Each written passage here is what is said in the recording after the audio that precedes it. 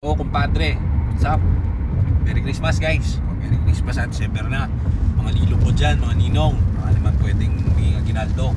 So meron kami pupuntahan ngayon ni Nico Boy, si Nico Boy. Punta kami ng, saan tayo pupunta?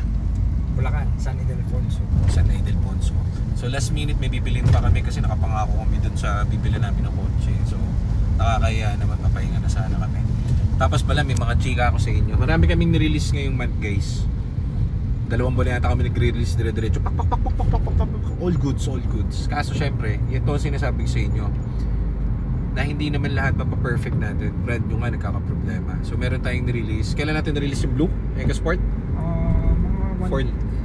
1 week na? 4 to 5 days. Mga 4 to 5 days ago may nirelease kami. Hindi ko pa nga na-upload kasi birthday ko nung ano guys, nung December 21 eh. Kahapon nangyari ang malagim na trahedya. Ay, hindi naman trahedya pala. Ano pala yun? Nag-overheat. So, dito kasi guys, so, kita nyo. Ako, tapat naman ako sa inyo. Hindi lang pwedeng positive vibes yung chinichika ko sa inyo. Meron ding negative. Kalokohan nyo na puro positive ka lang. Pag maraming titinda, puro positive lang. Masaya sa akin, lahat, kompleto. So, ito, ang tirada natin. May mga gantong cases talaga. Inaantay ko to and well prepared ako rito sa ganito. Nag-overheat yung sasakyan na nirelease namin nung kailan natin release? 1 week ago. EcoSport na blue. Kay sir, ang pangalan sir? Sir Angel ba? Taga Mandaluyong. O, taga Mandaluyong. So, magandang EcoSport yun. Kaso, sa di inaasahang pagkakataon, natanggal yung ano niya, yung heater hose. Yung hose lang ng ano yung parang hose ng radiator. So, pangalawang beses na namin matanggalin ng ganun. So, ano kasi yan wala siyang fix na ganun. Talaga nakakalamplang siya doon. Tapos, yun lang yung nagkakabit. Parang tubo ng radiator, natanggal. Kaso syempre, yung may-ari hindi naman ganun kumbaga kakabili niya lang hindi naman niya kabisado agad yung kotse niya. So nung natanggal, nagbawas ng tubig, tinakbo nila, nag-overheat.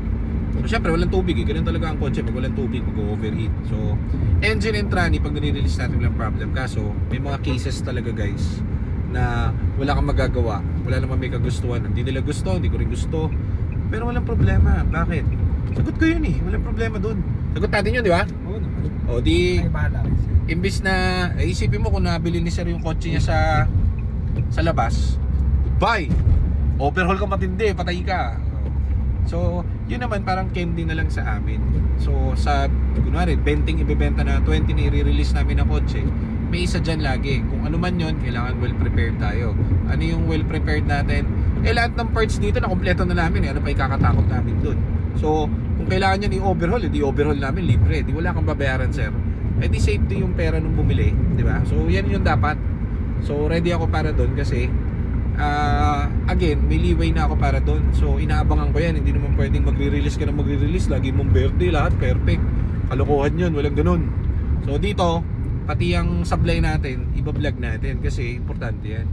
Si sir naman, masaya pa rin kasi sabi niya, kung iba to, sa iba ako nakabili, di goodbye na. Tama sir, goodbye na pero dito alam niyo naman, sagot natin yan, walang problema. Pero masaklap talaga yun kasi pag natanggalan ka ng heater hose, hindi mo naman malalaman agad kung ano kung natanggal na yung hose na yun yun yung nagsusupply nun dun sa tubig, nagsisirculate yung tubig dun. So kadalasan pangalawang beses na namin, isa natin yung charcoal na ano, di ba kay sir pangalan nun? Sir Alberto. Shoutout kay Sir Alberto. Ngayon okay na yung kotse niya, gamit niya araw-araw, walang problema. So may mga cases lang naman ganun, chances lang naman siya. Hindi naman siya yung daily, everyday na matatanggal yun, hindi naman ganun.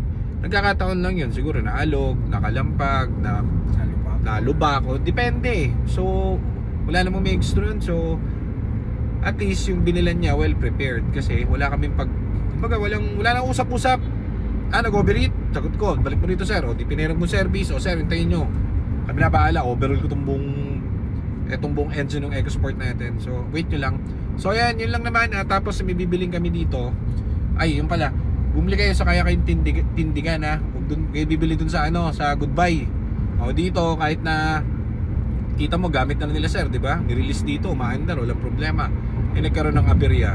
Wala ganun talaga, ganun ang kotse. So importante doon, sasagutin natin at titindigan natin. Hindi walang gagastusin yung kliyente, sulit ang bayad niya. Ganun dapat pagka magbabayad sale kayo. Kasi kapag binenta mo lang yan, tapos bahala ka na sa buhay mo, hindi nagbenta ka lang nan, walang sense, hindi mo alam yung produkto mo. Yan, kaya-kaya namin tanggapin at wala tayong pag-uusapan kasi every parts yan, every bit niya, kabisado na namin. Meron tayong stock lahat dito. Ibabalik na lang namin sa original ulit. So anyways, sisiguraduhin natin yung susunod, yung take 2 natin hindi na magkakaganyan yan. So may supply tayong isang beses, okay lang yan, no excuses. So try na lang natin. So ngayon may pupuntahan tayo sa Bulacan. Dito tayo sa Bulacan ngayon kasi may nakapangako na naman tayo sa isang bebenta ng kotse. Magbebenta ng kotse, ano ba tawag dito? Nakapangako kami ngayon kukuhanin So tinakbo pa rin namin. Pero ngayon 4 ang release pala natin sa shop. Kay Sir Von, kay Sir George. Tapos yung export na New Look, no? Tapos ano pa ba? Isa pa yung manual. Yung manual na pula. Wala, bully nila yung Christmas So magre-release tayo doon. Kaya medyo ano tayo doon, tawag dito, sinusure natin yung mga kotse doon. Pati yung mga tubo-tubo doon, pinapagano ko tututin mo yung yung mga tubo-tubo dyan, boy. So ayan, mamaya babalik na rin tayo. Tapos check natin yung kukuhanin lang natin itong unit dito na New Look. Tapos balik na tayo ng shop para mag-asikaso ng mga release natin ulit. Okay, so yun lang naman. Thank you. At ang tawag dito, Merry Christmas sa inyo lahat. Maraming salamat.